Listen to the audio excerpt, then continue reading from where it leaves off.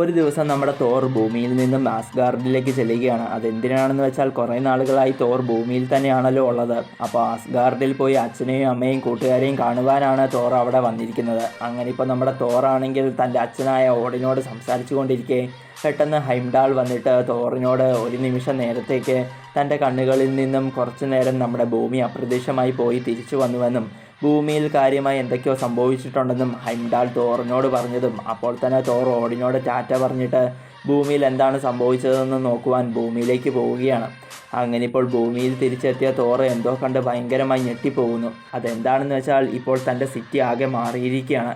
അവെഞ്ചേഴ്സിൻ്റെ സിറ്റിയിലുണ്ടായിരുന്ന വലിയ ബിൽഡിങ്ങിന് പകരം അവിടെ വേറെ ഏതോ ഒരു വലിയ ബിൽഡിങ് നിൽക്കുകയാണ്.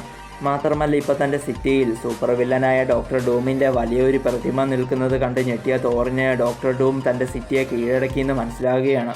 പക്ഷെ വെറും നിമിഷ നേരങ്ങൾ കൊണ്ട് ഡോക്ടർ ഡൂം എങ്ങനെയാണ് ഇതെല്ലാം ചെയ്തതെന്ന് തോർ തലപുകഞ്ഞ് ആലോചിച്ചുകൊണ്ടിരിക്കെ പെട്ടെന്ന് അവിടെ കുറേ ഡൂമിൻ്റെ റോബോട്ടുകൾ പറന്നു വന്ന് തോറിനെ അറ്റാക്ക് ചെയ്യുവാൻ തുടങ്ങുന്നു.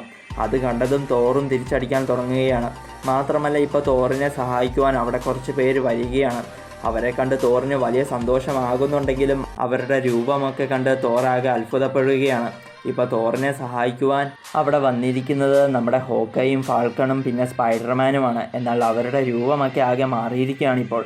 അങ്ങനെ ഇപ്പോൾ നമ്മുടെ തോറ് തൻ്റെ ഇടിമിന്നൽ ഉപയോഗിച്ച് ആ റോബോട്ടുകളെല്ലാം നശിപ്പിച്ചിട്ട് ഹോക്കയുടെയും മറ്റുള്ളവരുടെയും അടുത്തേക്ക് ചെന്നിട്ട് നമ്മുടെ അയൺമാനും ക്യാപ്റ്റൻ അമേരിക്കയും ഹൾക്കും എവിടെയാണെന്ന് തോർ ഹോക്കയോടും മറ്റുള്ളവരോടും ചോദിച്ചതും അപ്പോൾ തന്നെ ചില കാര്യങ്ങൾ കണ്ട് തോറാകെ ഞെട്ടിപ്പോവുകയാണ്. അതെന്താണെന്ന് വെച്ചാൽ ഈ ഹോക്കയ്ക്കും സ്പൈഡർമാനും പിന്നെ ഫാൾക്കണിനും അയൺമാനെ പറ്റിയോ ഹൾക്കിനെ പറ്റിയോ ക്യാപ്റ്റൻ അമേരിക്കയെ പറ്റിയോ ഒന്നും അറിയില്ല. കുറച്ചും കൂടി വ്യക്തമായി പറഞ്ഞാൽ അവരാരാണെന്ന് പോലും ഹോക്കയ്ക്കും ബാക്കിയുള്ളവർക്കും അറിയില്ല. എന്തിന് തൻ്റെ മുന്നിൽ നിൽക്കുന്ന തോറിനെ പോലും ഹോക്കയ്ക്കും ഫാൾക്കണിനും പിന്നെ സ്പൈഡർമാനും ഒരു മുൻപരിചയം പോലും ഇല്ല.